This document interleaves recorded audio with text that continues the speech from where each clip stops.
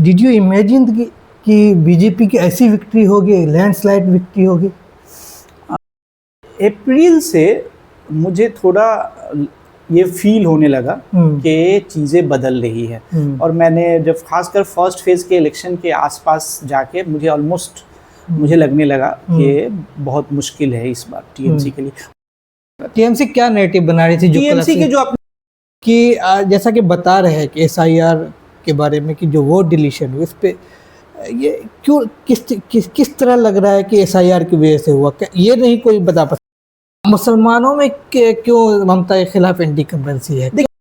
अच्छा, एक बड़ा सवाल जो बाहर के लोग बाहर से बंगाल देखते हैं, तो उनको लगता था, पहले से हमें भी लगता है, बहुत सारे लोगों को लगता है कि बीजेपी जो हिंदी हार्टलैंड की पार्टी है, इसका जो हिंदुइज़्म है वो बंगाल के हिंदुइज़्म से बहुत ही डिफरेंट है। यहाँ पे जय श्री राम की बात होती है, एक वेजिटेरियन हिंदुइज़्म है। वेस्ट बंगाल जो है एक नॉन वेजिटेरियन हिंदुइज़्म है, मछली के बगैर ज़िंदा नहीं रह सकते। फ्रस्ट्रेशन क्या नैरेटिव को इस तरीके से बनाया गया, खासकर 2-3 पिछले कुछ महीनों में, कि वहां पे ये सब मुद्दा मतलब ये था कि अभी चेंज चाहिए।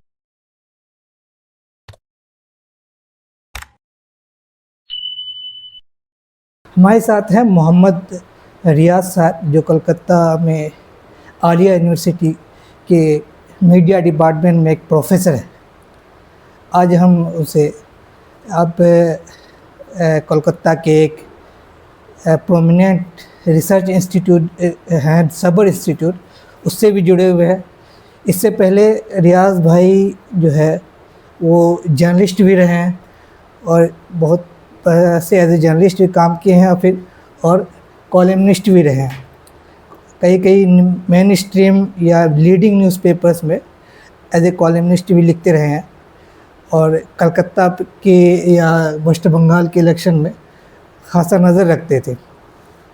तो इस सिलसिले में इनसे आज जो फेनोमेना है, एक बहुत बड़ा फेनोमेना है, पूरी कंट्री ग्रेस्प नहीं कर पा रही है कि बीजेपी कैसे जो है वेस्ट बंगाल में जीती, और मामूली सीटों से नहीं जीती बल्कि एक लैंडस्लाइड विक्ट्री था।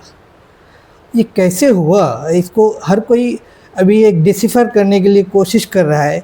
अभी कोई भी पूरी तरीके से इसको समझ नहीं पाया कि कैसे हो पाया। तो रियाज भाई से हम थोड़ा कोशिश करेंगे। तो पहला सवाल रियाज भाई ये है, डिड यू इमेजिन कि बीजेपी की ऐसी विक्ट्री होगी, लैंडस्लाइड विक्ट्री होगी? मैंने इस पे एक सोशल मीडिया पे पोस्ट भी दिया था। मार्च महीने तक अगर मुझसे कोई भी पूछता था इलेक्शन के बारे में, तो एसआईआर डिलीशन की खबर तब तक आ गई थी, बट फिर भी मैं कॉन्फिडेंट था कि टीएमसी जीत जाएगी, शायद सीट कम आएगी लेकिन जीत जाएंगे। मार्च, अगर एसआईआर के पहले की बात करें तो कोई कंपटीशन ही नहीं लगता था ग्राउंड पे, ठीक है ना। आपने देखा, मैं ऐसे ही नहीं बोल रहा हूँ, बाई इलेक्शन जो हुए उसमें रिजल्ट को देख के ही हम बोल सकते हैं, तो कोई कंपटीशन नहीं लग रहा था। फिर उसके बाद, और ये अगर आप ओपिनियन पोल भी देखेंगे तो महीना दर महीना, हफ्ते दर हफ्ते ये चेंज आया। तो मार्च महीने तक एसआईआर डिलीशन के बावजूद मुझे लगा कि पार्टी निकल जाएगी, हो सकता है सीट कम आए, मतलब 210 ना आए, 170-75 के आसपास आए। अप्रैल से मुझे थोड़ा ये फील होने लगा कि चीज़ें बदल रही है। और मैंने जब खासकर फर्स्ट फेज़ के इलेक्शन के आसपास जाके मुझे लगने लगा कि बहुत मुश्किल है इस बार टीएमसी के लिए। और या फिर ऐसे बोलूँ ये कि टीएमसी के लिए मुश्किल ना बोल के ये बोलूँ कि इलेक्शन बहुत क्लोज हो गया। तो ये अप्रैल के शुरुआत से सेकेंड वीक में आते आते ये लगने लगा कि ये इलेक्शन बहुत टाइट है, बहुत क्लोज है। और ये मैं सिर्फ सर्वे के बेसिस पे नहीं कह रहा हूँ, जो मैं खुद सोशल मीडिया पे नज़र रखता हूँ या मीडिया पे या ग्राउंड में लोगों से। मैं खुद बहुत ज़्यादा बंगाल में तो ट्रैवल नहीं कर पाता हूँ अपने जॉब की वजह से, लेकिन ग्राउंड पे लोगों से जितनी बात होती है उससे मुझे खुद को, बल्कि मेरे कुछ रिसर्चर दोस्त हैं या ये है, कई को ने ऐसा भी बोला कि नहीं, वो कॉन्फिडेंट थे कि टीएमसी, मतलब इलेक्शन के बाद भी कॉन्फिडेंट थे कि नहीं निकल जाएगी। बट मुझे पर्सनली ये लगने लगा था कि चीज़ें थोड़ी ज़मीन जिसको बोलते हैं कि खिसक रही है। उसके कई सारे वजह हैं। नहीं, क्या एग्जैक्ट कौन सा चीज़ है जिसको आपको फीलिंग देने लगा कि नहीं अब जो है वो क्या चीज़ है? जैसे सबसे मेन मुझे लगा कि मुझे मीडिया नैरेटिव चेंज होता हुआ दिखा। जो सोशल मीडिया पे नैरेटिव देखते हैं या लोगों में जो एक बात क्या करते हैं, कौन सा? जैसे सोशल मीडिया पे सडनली एक जो 2013-14 के आसपास जिस तरह के एंटी इंकम्बेंसी यूपीए सरकार के अगेंस्ट दिखती थी, हम लोग दिल्ली में, मैं तब जर्नलिस्ट था जैसे आपने बताया, तो इसलिए मैं उसका रेफरेंस दे रहा हूँ कि 2010-11 के बाद, कॉमनवेल्थ के करप्शन के बाद, अन्ना के मूवमेंट के बाद से कैसे यूपीए सरकार बैकफुट पे आ गई थी और बाहर अच्छे दिन आएंगे जो कैंपेन चला, और जिस तरीके से सोशल मीडिया पे आपको बहुत कॉम्युनली चार्ज चीज़ें दिखने लगी, बट बहुत ही कोटेड वे में, एंटी इंकम्बेंसी के नाम पे, करप्शन के नाम पे, मुस्लिम अपीजमेंट के नाम पे, यही 3-4 चीज़ें जो है मेजर थी, वो मुझे वहाँ के लोगों की बातों में और सोशल मीडिया पे भी और ग्राउंड पे भी दिखने लगा।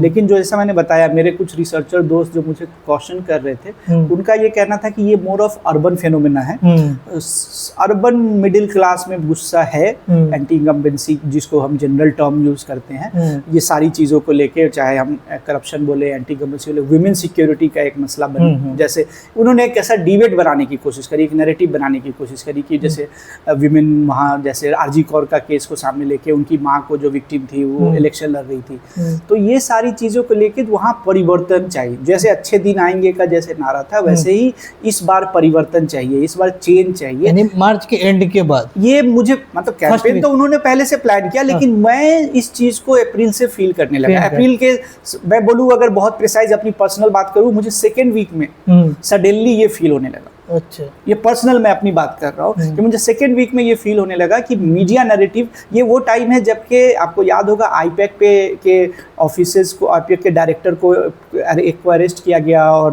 प्रतीक जैन के घर को, उसकी वाइफ को बुलाया गया था, तो ये साथ में हुआ कि इधर बीजेपी जो थे अपने नैरेटिव बनाने में बहुत, ये वो टाइम था जब इलेक्शन कैंपेन पीक पे था, रोज मोदी प्राइम मिनिस्टर और होम मिनिस्टर और दूसरे बड़े लीडर की रैली हो रही थी, कई सारे चीफ मिनिस्टर, कई सारे सीनियर मिनिस्टर्स बंगाल में ही थे और कैंपेन चल रही थी। ये तब की मैं बात कर रहा हूँ कि पूरी पीक पे जब कैंपेन आया तो ये ऐसा फील होने लगा कि जैसे मुझे लगा कि नैरेटिव लूज को, उसकी एक वजह ये भी थी कि आईपैक जो है, आईपैक पे अटैक के बाद ऐसा लगा जैसे कुछ इस तरह के वीडियो भी आए थे कि आईपैक का ऑफिस एकदम खाली हो गया, घर से वो ऐसा नहीं है कि एकदम काम बंद कर दिया था, रिमोट काम कर रहे थे, बाद में टीएमसी ने न कहा, हाँ, लेकिन ऑफिस में नहीं थे, ये भी एक हकीकत है, बहुत से लोग नहीं थे, अलग अलग जगह से कामें हो रही थी, रिमोट काम आजकल हो सकता है, तो कोई ज़रूरी नहीं है कि आप रोज ऑफिस जाए, उसमें कोई प्रॉब्लम नहीं है। लेकिन जो मुझे सडनली सोशल मीडिया पे दिखा कि आईपैक जो नैरेटिव बनाता था या टीएमसी की जो नैरेटिव चलती थी वो जैसे कोलैप्स कर रही है। अच्छा। ये मुझे पर्सनली फील होने लगा। टीएमसी क्या नैरेटिव बना रही थी? टीएमसी के जो अपने नैरेटिव, एक तो उन्होंने जय बांग्ला का जो उनका नारा है,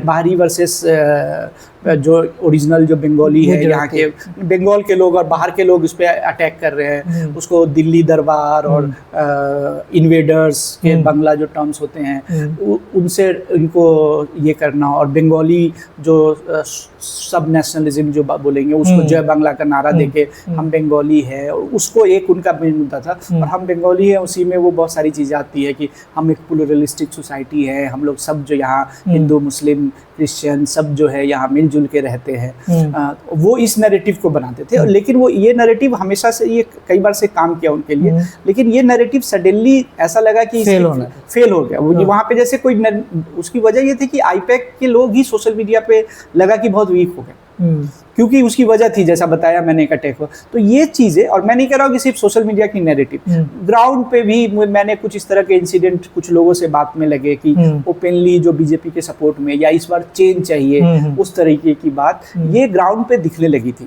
तो उससे मुझे पर्सनली एक फील होने लगा था कि चेंज हो सकती है, बट क्योंकि बहुत सारे प्रो टीएमसी के लोग जो है या टीएमसी के खुद के लोग हैं या खुद उनके लीडर्स बहुत कॉन्फिडेंट थे कि हम जीत रहे हैं, तो इसलिए मैं इसको बहुत मैंने आर्टिकुलेट वैसे नहीं किया इलेक्शन के पहले, ऑल्दो मैंने 1-2 वीडियो में या 1-2 इंटरव्यू में ये बात रखने की कोशिश करी, 1-2 सोशल मीडिया पोस्ट में भी रखने की कोशिश करी। तो ये फील हुआ। तो यहाँ पे जो अगर बीजेपी की विक्ट्री को हम समझने की कोशिश करें तो मोटे मोटे तौर पे 2-3 चीज़ें हुई। सबसे पहले जो इंस्टीट्यूशनल जो सपोर्ट मिला एक तरह से। पहले तो SIR किया गया सबसे पहले। SIR में करीब 27 लाख लोग, आपको पता है, लॉजिकल डिस्क्रिपेंसी के नाम पे डिलीट किए गए। लेकिन उसके अलावा भी जो टोटल 90 लाख लोग डिलीट हुए, उसमें कई सारे लोग होंगे जो सही में मर गए होंगे, शिफ्ट कर गए होंगे या डुप्लीकेट होंगे। हाँ, लेकिन SIR के इस पे ही सवाल मैं थोड़ा इसको इस तरह से करता हूँ, आप इसमें थोड़ा डिटेल से बताएंगे कि जैसा कि बता रहे हैं कि SIR के बारे में कि जो वोट डिलीशन हुई, इस पे ये क्यों किस तरह लग रहा है कि SIR की वजह से हुआ? ये नहीं कोई बता पा, सब कह रहा है कि हाँ SIR की वजह से हुआ। उसमें एक दूसरा सवाल ये कर रहे हैं जो उनके खासकर बीजेपी के सपोर्टर, तो जो डिलीटेड वोटर है वो ज़रूरी नहीं है कि TMC को ही देते हैं। हाँ, ये बात सही है। तो फिर कैसे आप मान लें कि SIR ने रोल प्ले किया है? नहीं, SIR का रोल इस सेंस में था कि 90 लाख लोग डिलीट हुए, उसमें सिर्फ 34 लाख लोगों ने तो ऑलरेडी ट्रिब्यूनल में केस कंप्लेन फाइल किया है ना। तो मैं मान लूँ कि 34-35 लाख और भी ज़्यादा होंगे, मेरे हिसाब से लगता है कुछ लाख लोग ऐसे हैं जो अभी तक ट्रिब्यूनल में केस ही फाइल नहीं करते हैं। लेकिन चलिए मान लेते हैं सिर्फ वो 34 लाख ही लोग हैं, तो ये 34 लाख लोग तो वोट नहीं कर पाए ना। वो किस पार्टी को करते वो बात की बात है, वो बीजेपी को ही करते, वो बात की बात है। लेकिन SIR कि ये 34 लाख लोग वोट नहीं कर पाए हैं, और कई सारी सीट ऐसी है जहाँ पे बहुत क्लोज 200-400, 500, 600, 1000, 800 इस मार्जिन पे रिजल्ट है। मैं एक सोशल मीडिया पे देख रहा था, मैंने कभी क्रॉस चेक उसको किया नहीं है, एक सीट का देख रहा था कि डबल डिजिट में नंबर है। तो ऐसे जो डिलीट हुए हैं ये सब ऐसे भी सीट है, ये डिकोडर नाम की एक वेबसाइट है जो न्यूज़ वेबसाइट मीडिया है, और सबर इंस्टीट्यूट है, ये लोगों ने एनालिसिस भी किया है कई सारी सीट, कि ऐसी सीट कई सारी जो जहाँ पे पिछले बार बीजेपी बहुत अच्छी नहीं कर पाई थी, और वो सब भी क्योंकि उसमें से कई सारे ऐसे हैं जो मुस्लिम मेजोरिटी एरिया भी है, वहाँ पे बहुत हाई डिलीशन हुआ। तो ये सीधी सीधी बात करें कि अगर ये 34 लाख में मान लीजिए कि इसमें बहुत सारे मुसलमान भी हैं, मैं नहीं कह रहा हूँ सब मुसलमान TMC को ही वोट देते, लेकिन 34 लाख में मान लीजिए मोटे मोटे तौर पे अगर 17 लाख लोग भी, उसके आधे भी अगर TMC को वोट देते, तो जो दोनों के बीच में जीत हार का जो फैसला हुआ है मोटे मोटे 12-12.5 लाख लोग वोट का डिफरेंस है। तो ये वोट जो डिफरेंस है, या जैसे कई सारी कंस्टिट्यूएंसी है जहाँ पे डिलीशन जो है वो जितने मार्जिन है उससे ज़्यादा है, तो ये हम कहें कि SIR का कोई इम्पैक्ट नहीं है, ये तो गलत है। SIR इम्पैक्ट, लेकिन मेरा TMC को ये लगता था कि SIR के सिर्फ इम्पैक्ट से वो इलेक्शन नहीं हारेगी, TMC को एटलीस्ट ये लगता था। और हम जैसे लोग, मुझे लगता था कि SIR का इम्पैक्ट 12-15 सीटों पे ज़्यादा होगा, बाकी जगह पे बहुत सीवियर इम्पैक्ट नहीं होगा। लेकिन यहाँ सिर्फ SIR की बात नहीं है, SIR के साथ साथ जिस तरह से इलेक्शन कमीशन ने बहुत एक रिजिड वे में रोज़ नए नए रूल के साथ इलेक्शंस कराए, वो तो एक जगह है। दूसरी तरफ जो दूसरे सेंट्रल एजेंसीज, इलेक्शन इस तरफ कैंपेन पीक पे है, दूसरी तरफ ED, इनकम टैक्स, CBI और जितने भी अगर दूसरी सेंट्रल एजेंसी है, उनके रेड हो रहे थे कई सारे लीडर्स के घर पे, करंट फॉर्मर MLA MP के घर पे, या जो कैंडिडेट है उनके घर पे। तो रेट से कैसे असर पड़ेगा इलेक्शन? तो रेट से ऐसे इलेक्शन पड़ेगा कि एक तो नैरेटिव बनाने में लोकल, दूसरा ये है कि आपके घर पे रेड होगा तो आप कैंपेन करोगे कि आप पहले आप रेट संभालोगे, है ना। जब आपके घर में रेड होगा तो आपको तो वहाँ, कल जो सेकेंड फेज का इलेक्शन था, उस रात भी सिक्योरिटी के नाम पे, और आपको मालूम होगा कि उन्होंने जो ट्रबल मेकर्स हैं उनकी लिस्ट बनाई थी, जिसमें ज़्यादा TMC के ही पॉलिटिशियंस थे, और उनके घर पे भी रेड हो रहा था, किसी किसी को हाउस अरेस्ट कर रखा था, लोकल लीडर्स को। फिराद हकीम जैसे नेता जो मेयर हैं कलकत्ता के, उनके घर पे पुलिस आई हुई थी रात में। तो ऐसे बहुत सारे हैं। तो ये सेंट्रल एजेंसी का एक तरह से जो यूज़ है वो, और लेकिन मैं ये नहीं कह रहा हूँ कि सिर्फ इंस्टीट्यूशनल, इससे कुछ सीटों पे फर्क पड़ा होगा।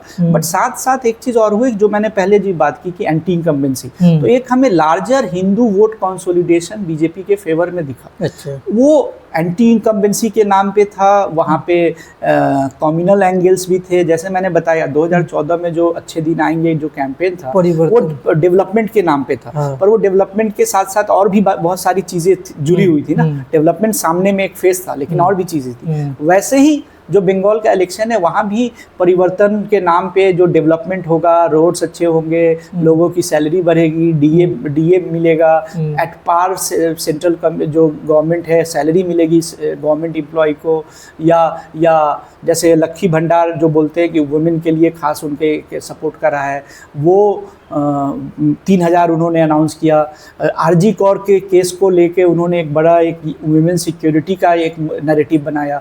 तो ये बीजेपी को आप भले पसंद करें ना करें, लेकिन वो जो नैरेटिव बनाने में वो जो सोशल मीडिया और ग्राउंड सिर्फ वो इस तरह की रिपोर्ट आ रही है कि कैसे हाई राइज बिल्डिंग में जो एलीट अपर मिडिल क्लास लोग हैं उनको टारगेट करने के लिए कैसे बीजेपी वर्कर्स को मोबिलाइज किया गया। तो ये सारी चीज़ें जिस लेवल पे बीजेपी कर रही थी वो टीएमसी उस तरह से टीएमसी मुझे लगता है कि थोड़ी ओवर कॉन्फिडेंट थी। और टीएमसी के साथ एक चीज़ और हुआ है, इस पे कई लोगों ने लिखा है कि पिछले कुछ सालों में टीएमसी आईपैक पे बहुत ज़्यादा डिपेंडेंट हो गई। अच्छा। यहाँ तक कि कुछ ग्राउंड में ऐसे है कि ग्राउंड के कोई नेता हैं उन्हें टिकट नहीं दिया गया आईपैक ने, क्योंकि पॉजिटिव फीडबैक नहीं दिया था उन्हें। तो कुछ लोगों का ऐसा भी कहना है कि कुछ सीट तो ये इसलिए हार गए सिर्फ क्योंकि सही कैंडिडेट इन लोकल जो फेवरेबल कैंडिडेट, क्योंकि आईपैक के सर्वे में आईपैक के फीडबैक में वो कैंडिडेट उनके लिए फिट नहीं बैठ रहा था। तो ये आईपैक पे बहुत ज़्यादा रिलाई करने लगे थे। और जैसा मैंने आपको पहले ही बताया, जब आईपैक ही खत्म हो गई तो फिर वो जो सपोर्ट था वो सपोर्ट ही आपका खत्म हो गया।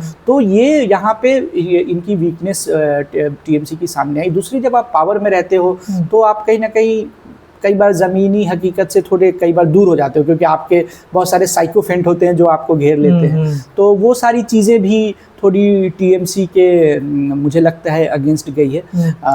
लेकिन इसमें इंस्टीट्यूशनल जो सारी सिस्टम है उसका एक बड़ा रोल है।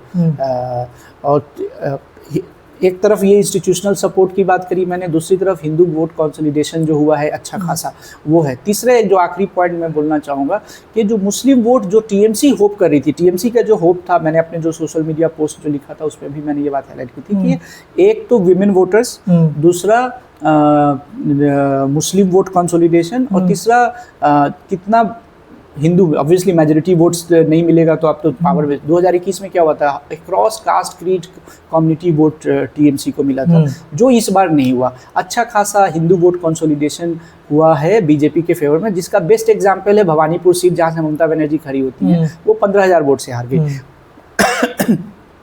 SIR की वजह से वहाँ डिलीशन का असर भी हुआ। बट दूसरा ये भी है कि जो ऐसा लग रहा है कि जो हिंदू मेजॉरिटी पॉकेट्स हैं मारवाड़, ये भवानीपुर बहुत इंटरेस्टिंग कॉन्स्टिट्यूंसी है। यहाँ मारवाड़ी गुजराती भी बहुत हैं, हिंदी स्पीकिंग लोग भी है, मुस्लिम भी है, फिर सिख भी है, कुछ बंगाली हिंदू भी है, अलग अलग पॉकेट्स है उस हिसाब से। इसीलिए आप देखेंगे राउंड रिजल्ट चेंज हुआ। शुरू में शुभेंदु थोड़े लीड पे थे, फिर बीच में पूरे दिन शाम तक जो है ममता बनर्जी लीड कर रही थी, फिर शाम में सडनली जो है जब उन्होंने वो क्लियर किया, ममता बनर्जी ने एलेज किया है ऑफ कोर्स कि वहाँ पे रिगिंग हुई है और सिस्टम को हाईजैक किया गया।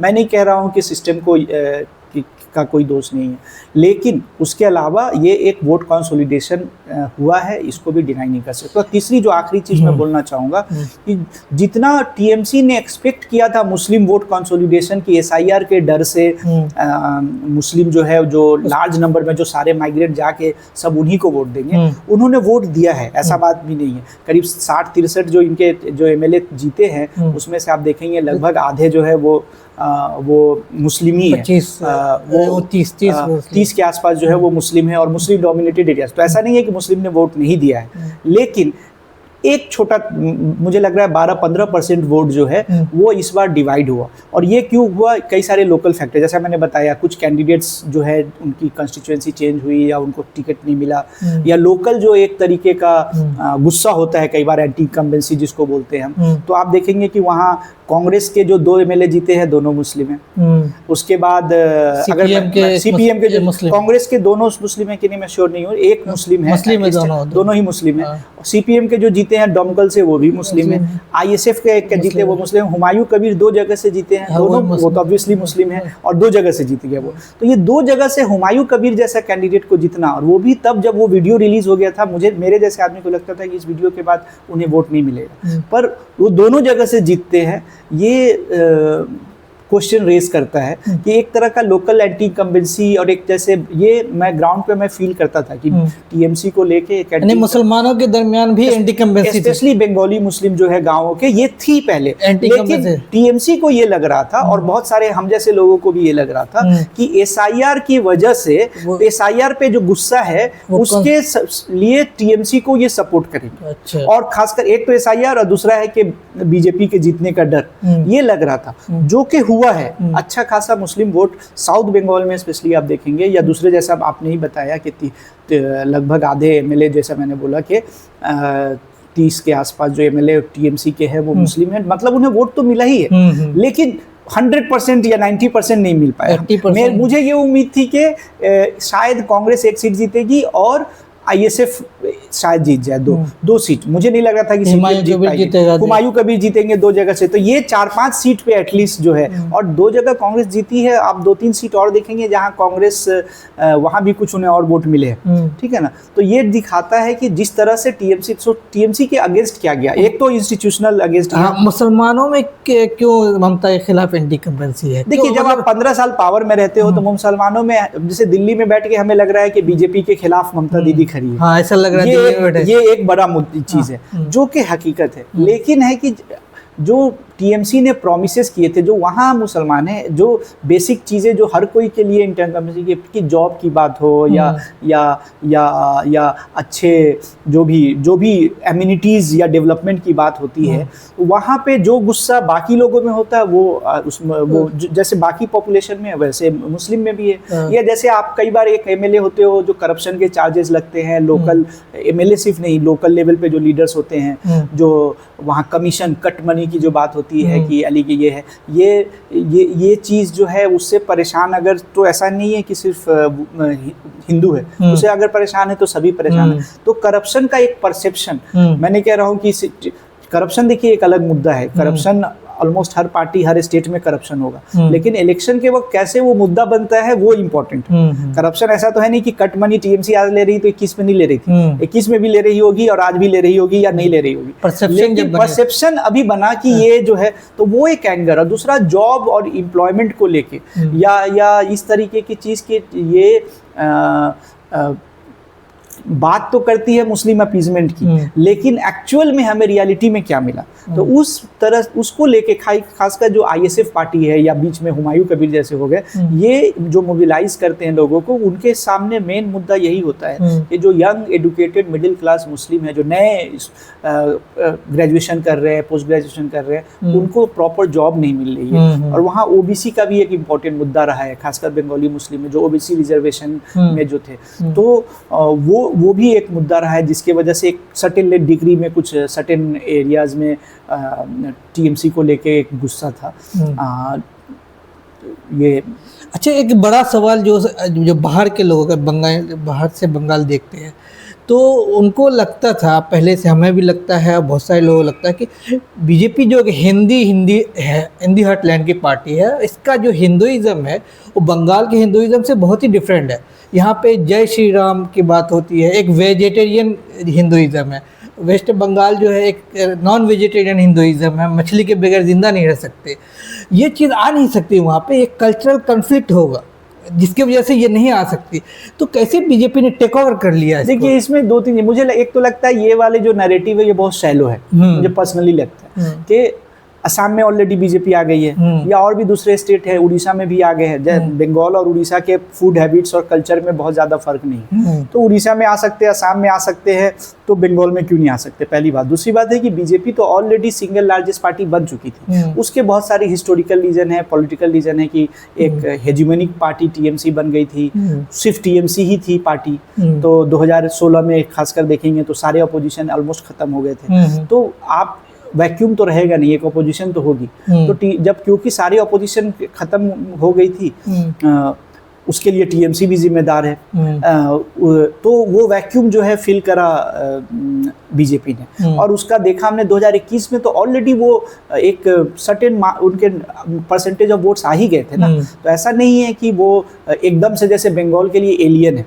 और दूसरी बात है कि जो वो टीएमसी ये नैरेटिव बिल्ड करने की कोशिश कर रही थी, जो आपने बताया कि ये तो हिंदी वालों की पार्टी है, गुटखा खाने वालों की पार्टी है, या वेजिटेरियन है ये लोग, जिसको उन्होंने, हमें मजाक लगता है लेकिन वो उसको उन्होंने काउंटर करने के लिए बीजेपी ने क्या करा, मछली खा के और मछली लेके कैंपेन किए। हम लोग सोच रहे थे कि ये देखिए वो मतलब ये अच्छी बात थी कि टीएमसी नैरेटिव, शुरू में ऐसा लग रहा था कि नैरेटिव सेट कर रही है और बीजेपी उसको रिस्पॉन्ड कर रही है, लेकिन इससे उन्होंने वो जो फियर था उसको कहीं ना कहीं प्लेकेट कर दिया। और जो मेरा मतलब, जो पहले मैंने बात करी, मुझे जो पर्सनली, जो मेरा अपनी जो लिमिटेड एक्सपीरियंस है और जो मेरी समझ है, मुझे लगता है कि ये नैरेटिव जो बनाया गया ऑफ एंटी इनकम्बेंसी, ऑफ अब चेंज चाहिए, मतलब अब नहीं और नहीं, तो वो फ्रस्ट्रेशन क्या नैरेटिव को इस तरीके से बनाया गया, खासकर 2-3 पिछले कुछ महीनों में, कि वहाँ पे ये सब मुद्दा, मतलब ये था कि अभी चेंज चाहिए।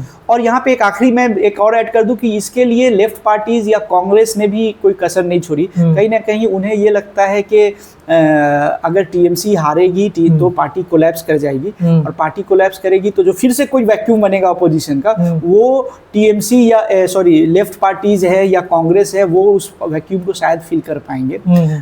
तो वो जैसे आप देखेंगे कि सीपीएम के लीडर जो है वो इलेक्शन के बाद ओपनली कह रहे थे कि इस बार फेयर बहुत इलेक्शन हुआ है, ठीक है ना। एसआईआर को लेके जिस तरीके से टीएमसी अपोज कर रही थी, वैसे कांग्रेस नहीं कर रही थी। राहुल गांधी इनफैक्ट कैंपेन में जाके करप्शन के नाम पे ममता बनर्जी को चैलेंज किया उन्होंने अपने 2-3 रैलियों में। तो ये भी एक ये है, मैं उनको ब्लेम नहीं कर रहा हूँ क्योंकि ये तो अलायंस में थे नहीं। अब अगर पार्टी इलेक्शन लड़ रही है तो ये उनका हक है, वो करेंगे। लेकिन ये सब का एक जो ममता करप्ट है या ममता करप्ट है कि नहीं मालूम, पर टीएमसी गवर्नमेंट जो है और उनके जो लीडर्स हैं वो करप्ट है, और उन्होंने जो है सबने कट मनी ले रहे हैं और ये डेवलपमेंट को छोड़ के अपने कमीशन में बिजी है, सब पैसा बना रहे हैं। तो इस तरीके का नैरेटिव सक्सेसफुली बीजेपी ने बनाया, और इसमें बाकी पार्टी हो, चाहे वो आईएसएफ हो, चाहे वो सीपीएम हो, चाहे हुमायूं कबीर हो, चाहे कांग्रेस हो, सब ने लोकल लेवल पे अपना अपना रोल प्ले किया इस एंटी इनकम्बेंसी को फ्यूएल करने में। और ये एंटी इनकम्बेंसी और का जो मुझे जो फ्रस्ट्रेशन की तरह दिखने लगा था एक टाइम में आके, वो जो है वहाँ पे वो वेजिटेरियन है, नॉन वेजिटेरियन है, ये सब सेकेंडरी मुद्दा बन गया था। और अगर ये जय श्री राम नारा से एक्चुअली देखेंगे तो ये है तो एक रिलीजियस ही नारा। तो जिस तरीके से अपोज शुरू में ममता बनर्जी ने किया था पिछले इलेक्शन के वक्त में, और उसके बाद वो भी एक तरह से कहीं ना कहीं बैकफायर किया। आप उसका नतीजा देखेंगे कि जब इलेक्शन रिजल्ट आने के बाद से जो भी वायलेंस हो रहा है, हर जगह देखेंगे जय श्री राम का नारा लगा। तो बीजेपी के वर्कर के लिए ये एक जोशीला, उनको ये है जोशीला उसका। दूसरा है कि ये उन्होंने इसको इस तरीके से किया कि हिंदुस्तान में हिंदू जय श्री राम का नारा बंगाल में नारा तक नहीं लगाने देते, ठीक है ना। ये मुस्लिम तुष्टीकरण या मुस्लिम अपीजमेंट की पॉलिटिक्स है। जबकि फैक्ट ये है कि ममता बनर्जी, ये सेंट्रल गवर्नमेंट ने भी नहीं किया, कोई स्टेट गवर्नमेंट भी शायद नहीं कर रहा। ममता बनर्जी ने पिछले 5 सालों में 4 बहुत जो बोलेंगे ग्रैंड टेम्पल, वो ममता बनर्जी की गवर्नमेंट ने नॉर्थ साउथ कलकत्ता के सबब में, कहीं पे महादेव का, कहीं पे जगन्नाथ टेम्पल, कहीं पे अलग अलग जगह पे बहुत ग्रैंड टेम्पल जिसको बोलेंगे, एक दीघा में बनाया जैसे जगन्नाथ टेम्पल, फिर कलकत्ता के सबब न्यू टाउन राजारहाट एरिया में एक टेम्पल बना रहा है। तो ये ममता बनर्जी हिंदुओं को अपीज करने के लिए ये सब भी कर रही थी। उन्होंने हिंदी स्पीकिंग जो लोग हैं उनके लिए हिंदी यूनिवर्सिटी बना रखी है। अच्छा। बंगाल में हिंदी एकेडमी है, दलित एकेडमी है, इस तरह के बहुत सारे उन्होंने बोर्ड बना रखे हैं डेवलपमेंट के। अच्छा। तो वो हर कास्ट एंड कम्युनिटी को अपने जो सो कॉल्ड अपीजमेंट की बात करते हैं वो करती थी, लेकिन उसमें मुस्लिम अपीजमेंट, और उस मुस्लिम अपीजमेंट में इमाम और इनको मंथली भत्ता दिया जाता है, या इस तरीके की बात को ज़्यादा हाईलाइट करके, या ये इफ्तार में आती हैं या ईद के नमाज में आती हैं, उन सब चीज़ों को, या हज में उनकी फ़ोटो लगी होती है बड़ी सी। तो ये सब चीज़ों को हाईलाइट करके जो बीजेपी है ये नैरेटिव बनाने में बहुत सक्सेसफुल रही। ये मुस्लिम अपीजमेंट की पार्टी है, ये मुस्लिम के लिए काम करती है, जो एक कांग्रेस के साथ 2014 में देखा गया था। सेम उन्होंने असम में कांग्रेस के साथ और बंगाल में बीजेपी टीएमसी के साथ करने में बीजेपी सक्सेसफुल रही है, जो रिजल्ट किया एक लार्जर हिंदू वोट कंसोलिडेशन में, और उसमें एंटी इनकम्बेंसी और ये सारी नैरेटिव उसमें साथ में आ जाती है। सवाल ये है कि अब तो बीजेपी जीत गई है वहाँ पे, और बीजेपी के आने से पहले लोगों में, खासकर मुसलमानों में, एक तरह का फेयर, बहुत खौफ है, पहले से भी था। पूरी वो भाषा हम देख चुके हैं, वो पूरे देश देख चुके हैं। अभी जब बंगाल में क्या आपको लगा सबसे बड़ा फेयर क्या है, किस तरह की चीज़ें सबसे ज़्यादा लोग परेशान? देखिए, मैं तो फिलहाल दिल्ली में आ गया हूँ, जैसे रिजल्ट आया उसके एक दिन पहले से ही मैं दिल्ली में हूँ। तो अभी वहाँ पे एग्जैक्ट ग्राउंड पे क्या हो रहा है, लेकिन कई सारे इस तरीके के ऑलरेडी रिपोर्ट्स के हर जगह जो जय श्री राम का नारा लगा रहे हैं या इस तरीके की बातें कि कोई लोकल पेडेस्ट्रियन चल रहे हैं, डोमेस्टिक वर्कर्स या इस तरह से जो भी लेबरर्स या मजदूर, गरीब लोग या हर तरह के लोग, उनको कहीं कहीं पे रोक के नारा लगाओ जैसे जो हम बिहार यूपी में सुनते हैं। देखिए, I hope for better, I hope के जो बाकी जगह हो रहा है वो वहाँ रिपीट नहीं होगा। लेकिन अगर हम बीजेपी के ट्रैक रिकॉर्ड को देखें तो यूपी, बिहार, दिल्ली, ये दूसरे स्टेट में जो आप जो देखते हैं जिसको बुलडोजर जस्टिस कहते हैं, उड़ीसा में देखते हैं, दूसरे स्टेट में आप देख रहे हैं उड़ीसा में तो, या फिर बीफ को लेके लिंचिंग की बात है, या बीफ बैन की बात है, या जैसे कुछ हिंदू फेस्टिवल्स, रामनवमी या इस तरह के फेस्टिवल्स के वक्त में नॉन वेज दुकानों को बंद करने की बात है, या मंतुज है, या कोई दुर्गा पूजा पंडाल है उसके सामने आसपास में दुकान, इस तरह की बात होगी। या फिर जैसे असम में डाउटफुल वोटर्स या जो फॉरेन ट्रिब्यूनल्स हैं, यहाँ तो ऑलरेडी ट्रिब्यूनल जो डिलीटेड वोटर्स हैं उनके ट्रिब्यूनल में ऑलरेडी 34 लाख केसेस ऑलरेडी हैं, बस उसका नाम फॉरेनर्स ट्रिब्यूनल नहीं, असम में फॉरेनर्स ट्रिब्यूनल नाम। पहले तो वो केस कितने क्लियर करेंगे देखने की ज़रूरत है। लेकिन जो मुझे एक डर है कि फॉरेन ट्रिब्यूनल से जिन लोगों का नाम क्लियर नहीं हो पाएगा, for some reason proper documents नहीं दे पाएंगे, क्योंकि देखिए हमारे देश में ऐसे बहुत लोग हैं जो बहुत गरीब है और पढ़े लिखे नहीं हैं, तो उनके पास बेसिक डॉक्यूमेंट क्या होगा, राशन कार्ड, आधार कार्ड, वोटर कार्ड। आप इन तीनों डॉक्यूमेंट्स के अलावा कुछ मांग रहे हो। जिनके पास ज़मीन नहीं है वो ज़मीन का कागज़ नहीं दे सकते, एडुकेटेड नहीं है तो एडुकेशन का नहीं, बर्थ सर्टिफिकेट तो होगा ही नहीं, तो और क्या डॉक्यूमेंट देंगे। तो कुछ लाख लोग ऐसे होंगे जो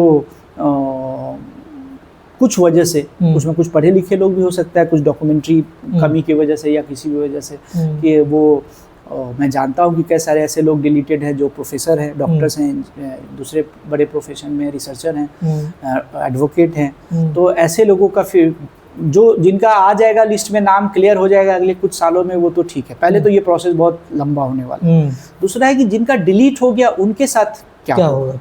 ये आई होप के कुछ ज़्यादा, आई डोंट वांट टू, इसमें मैं कुछ स्पेक्यूलेट भी नहीं करना चाह रहा, लेकिन हमारे पास असम, सिर्फ असम की बात नहीं है डिटेंशन सेंटर की बात। हमने पिछले कुछ महीने में, पिछले 1-1.5 साल में ऐसा कई सारे केस देखे हैं पूरे इंडिया में कि बांग्लादेशी बोल के उन्हें बॉर्डर पे पुश कर दिया गया। कुछ केसेस ऐसे थे, तब तो टीएमसी के ही एमपी थे समीरुल इस्लाम, इन लोगों ने इशू को उठा के केस लड़ा था। 1-2 केस ऐसा हुआ जो वापस आ पाए वो लोग। लेकिन इसे अगर ये 1-2 है, 4 है, 10 है तो आप केस लड़ रहे हो ना, लेकिन अगर ये लाखों में हो गया तो फिर क्या करो।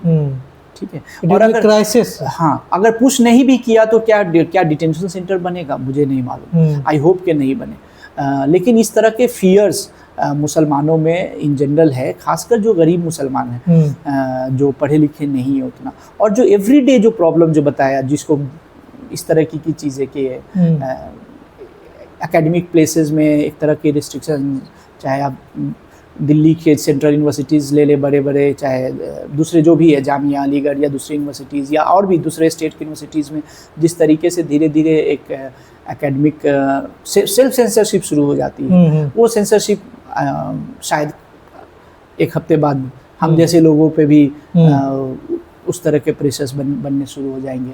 तो ये चीज़ें होगी। दूसरी चीज़ है कि जो डेली, जो खासकर इस तरह के वीडियो ऑलरेडी आने लगे हैं कि लोकल वेंडर ने वो सब्जी बेच रहा था तो उसको नाम पूछ रहे हैं, उसको भगा रहे हैं, या उसको जय श्री राम बोलने की बात करें। 1-2 वीडियो इस तरह के सोशल मीडिया, मुझे नहीं मालूम वो कितना, पर बंगाली है क्योंकि वो दिख रहा है कि बांग्ला में बात कर रहे हैं। पर अभी का वीडियो है कि पुराना वीडियो है, मैंने तो खुद वेरीफाई अभी नहीं किया, लेकिन आई वोंट बी सरप्राइज कि इस तरह के इंसिडेंट्स अगर शुरू हो जाए तो ये सब फियर है। लेकिन let's hope for the best. पूरे इंडिया ही सैफरन है, राजस्थान से लेके हर जगह मुसलमान टैकल कर रहे हैं, चैलेंजेस है, लेकिन अल्लाह के ऊपर सबको यकीन रख के मुसलमान कैसे डील करेंगे इसको, उसको वो तो जैसे राजस्थान, उत्तर प्रदेश, बिहार, गुजरात, उड़ीसा के मुसलमान जैसे डील कर रहे हैं वैसे, या आसाम के मुसलमान जैसे डील कर रहे हैं वैसे ही तो बंगाल और आसाम का सिचुएशन सिमिलर होने लगे। एक तो बड़ा देखिए बंगाल और आसाम में एक चीज़ का फ़र्क है कि बंगाल आसाम में असमीज़ और बंगाली को लेके एक जो मसला है ना, एनिमिसिटी है, एक असमीज़ और बंगाली को लेके है ना, तो वो बंगाली में स्पेशली बंगाली मुस्लिम को है, लेकिन ये असमीज़ वर्सेस बंगाली की बात है ना। बंगाल में तो ये असमीज़ वर्सेस बंगाली नहीं है, वहाँ कोई असमीज़ नहीं है, सब बंगाली है, इसको तो सब मानते हैं ना। तो यहाँ पे वो डॉक्यूमेंट्री एविडेंस का इशू करेंगे तो मुझे लग रहा है वो लीगल एक बैटल बनेगा। और वंस अ वाइल आप इस तरह की कुछ केसेस सुनेंगे कि डिटेंशन सेंटर या इस तरह का उनको डिटेन किया गया, पूछताछ की गई या मारपीट हुआ, या मुझे लगता है कि इस तरह के इंसिडेंट्स, आई होप कि ये सब कुछ ना हो, आई प्रे टू गॉड कि ऐसा कुछ ना हो।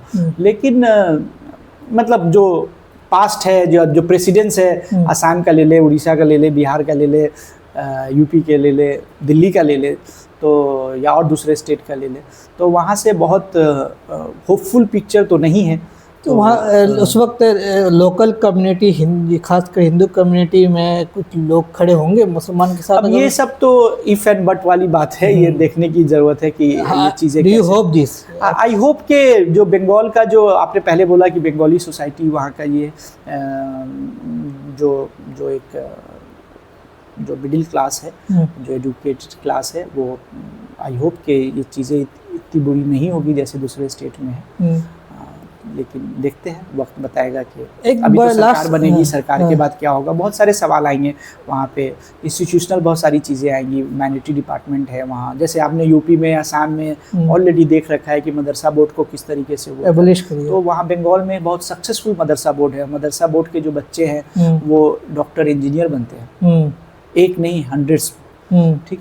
तो डॉक्टर, इंजीनियर या दूसरे जो भी फील्ड है, हर फील्ड में जाते हैं मदरसा बोर्ड के बच्चे, क्योंकि वहाँ मदरसा जो है अनलाइक बिहार में या यूपी में जो उर्दू मीडियम है, वहाँ के मदरसे बांग्ला मीडियम में, और वो बांग्ला में ही एंट्रेंस देते हैं, बांग्ला में ही वो, तो वो they are at almost at par. और उसमें बहुत सारे बच्चे हैं जो बहुत ही गरीब घर के बच्चे पढ़ते हैं उन मदरसा में, जो मदरसा बोर्ड के जो स्कूल है, तो उन वो मदरसा बोर्ड है। फिर उसके अलावा माइनॉरिटी और भी इंस्टीट्यूशंस हैं, या उसके अलावा जो एक स्कॉलरशिप्स के बहुत बार प्रोग्राम है, या ममता बनर्जी ने युवा साथी स्कीम शुरू किया था, वो सिर्फ मुस्लिम की बात नहीं है, सबके लिए था। तो उन स्कीम्स का क्या होगा? जैसे बीजेपी गवर्नमेंट ने लक्ष्मी भंडार की तो बात की है, पर बाकी स्कीम के बारे में कुछ बोला नहीं, तो वो क्या होगा? तो बहुत सारी चीज़ें हैं जो अभी तो जस्ट एक दिन हुआ, अभी तो ये भी नहीं मालूम क्लियर कि कौन चीफ मिनिस्टर बनेगा और कौन सरकार में बनेगी, तो वो आगे देखने वाली बात होगी कि।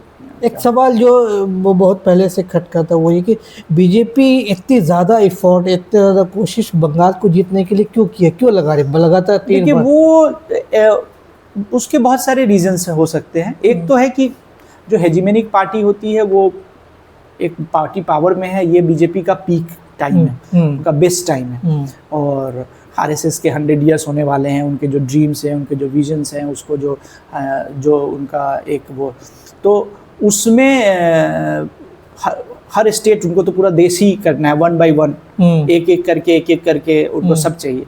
दूसरा, जो प्राइम मिनिस्टर मोदी ने कल भी अपने स्पीच में बोला और पहले भी इलेक्शन रैलीज में बोला है कि पहली बार अंग, बंगो और कलिंग, अंग माने बिहार और कलिंग माने उड़ीसा, और बंगो बंगाल, तो ये तीनों स्टेट में पहली बार गवर्नमेंट बनेगी। तो ये तो एक ये है कि हर स्टेट में उनको, अभी बंगाल जीत चुके हैं, अब नेक्स्ट टारगेट उनका केरला और तमिलनाडु बचा है, या झारखंड अगला है। झारखंड में उनकी सरकार पहले भी रह चुकी है, लेकिन अभी वो एक अलग कलर का मैप में दिख रहा है, तो वहाँ हो सकता है अगली सरकार वो जीत भी जाए, क्योंकि उनकी तो ऑलरेडी वहाँ सरकार रह चुकी है नेक्स्ट। लेकिन झारखंड उनके लिए कोई बड़ा चैलेंज नहीं है, चैलेंज उनके लिए अब जो है नेक्स्ट है तमिलनाडु पहला, और क्योंकि तमिलनाडु में मुझे लगता है शायद वो अलायंस में ऑलरेडी उनकी सरकार बन जाएगी, AIDMK के साथ अगर टीवी के सरकार बनाते हैं, उसमें बीजेपी भी होंगी, क्योंकि वो भी चाहेंगे कि सेंटर के साथ डबल इंजन सरकार बने, तो मुझे सरप्राइज नहीं होगा कि अगर वो सरकार बन जाए।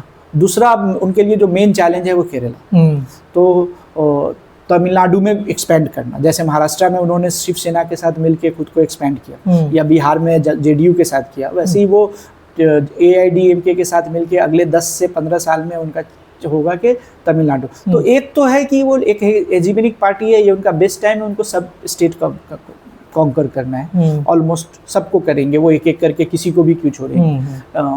पहली बात ये है। दूसरी ये है कि बंगाल और ईस्ट इंडिया जो है ये एक बॉर्डर स्टेट है, तो वहाँ पे ये इनका एक नैरेटिव में पहली बार तो इलीगल बांग्लादेशी की बात नहीं आई है, ये तो हमेशा असम में, बंगाल में, त्रिपुरा में या नेशनल लेवल पे इलीगल माइग्रेशन की बात है। और वहाँ पे वो हमेशा यही बोलते हैं कि ये बंगाल से ये लोग इलीगल एंट्री करते हैं। तो वो उनका एक बड़ा एक उनके लिए लगता है कि ये स्ट्रेटेजिक इम्पोर्टेंस बांग्लादेश के मतलब बॉर्डर में है एक, तो वहाँ पे उनको लगता है कि एक तो ये रीज़न है। और एक थर्ड एक जो बहुत एक इम्पॉर्टेंट रीज़न बीजेपी के, ये किसी भी पार्टी के लिए होता है, लेकिन ये जो थर्ड रीज़न है ये बीजेपी के लिए बहुत इम्पोर्टेंट है कि श्यामा प्रसाद मुखर्जी की का स्टेट है वो, जो उनके फाउंडर है, और वहाँ वो नहीं आ पाए। एक चीज़ और हमें यहाँ पे समझने की जरूरत है कि जो हिंदू रिनायसा जो ब्रिटिश पीरियड में हुआ वो 2 स्टेट में हुआ, महाराष्ट्र में और बंगाल में। महाराष्ट्र में कई साल पहले वो उसको एक तरह से वहाँ अच्छा इन्फ्लुएंस था, और हिंदुत्व पार्टी शिवसेना का तो था ही, और अब तो बीजेपी वहाँ ऑलमोस्ट पावर में है। बंगाल उनसे दूर था, तो ये एक बहुत इंपॉर्टेंट भी रीज़न है कि उनको बंगाल जो हम कहते हैं कि बंगाल का लिबरल और वहाँ के जो मुस्लिम है वो शक्ति की पूजा करते हैं, वो नॉन वेज खाते हैं, ये मुझे लगता है कि ये सब बहुत ही शैलो लेवल की बातें थी। मैं पहले भी ये चीज़ों को बोलता आया हूँ कि ये नैरेटिव बनाने के लिए ठीक है, बट ये सब असम भी वैसे ही है, उड़ीसा भी वैसे ही है, तो ये सब तो कॉन्कर कर चुके हैं ना, तो बंगाल नहीं हो पाएगा ऐसी कोई बात नहीं थी। तो ये भी एक इम्पॉर्टेंट रीज़न है कि क्योंकि वो नेशनल सॉन्ग पे इम्फेसाइज करते हैं। नेशनल सॉन्ग किसने लिखा? बंकिम चंद्र। वो श्यामा प्रसाद मुखर्जी उनके लीडर है, वो कौन थे? वो बंगाल। तो उनके बहुत सारे जो स्वामी विवेकानंद, तो उनके बहुत सारे जो फिलोसॉफिकल फाउंटेन हेड्स जो उनके बीजेपी के हैं वो बंगाल से है। श्री अरविंदो या और भी इस तरह के जो भी जो आइडियोलॉग्स जिनको बोलेंगे, या जो हिंदू रिनासा जिसको हम कहते हैं, हिंदू रिनासा का जो ये है, सिर्फ महाराष्ट्र नहीं है, सिर्फ सावरकर नहीं है, उनके लिए ये सारे लीडर्स भी उतने ही इंपॉर्टेंट है, बट वहाँ पे उन्हें वो स्पेस नहीं मिल पा रहा था। वो स्पेस धीरे धीरे उन्हें मिला, और उन्होंने मेहनत करी है। अगर सिर्फ पार्टी की बात करें तो वो कहाँ 1 पे थे, 1 से 3 पे आए, 3 से आज वो 77 थे, और इस बार 200 क्रॉस करके कंफर्टेबल मेजोरिटी में उनकी गवर्नमेंट बनेगी। तो ये उनके लिए बीजेपी के पॉइंट ऑफ व्यू से ये इम्पोर्टेंट रहा।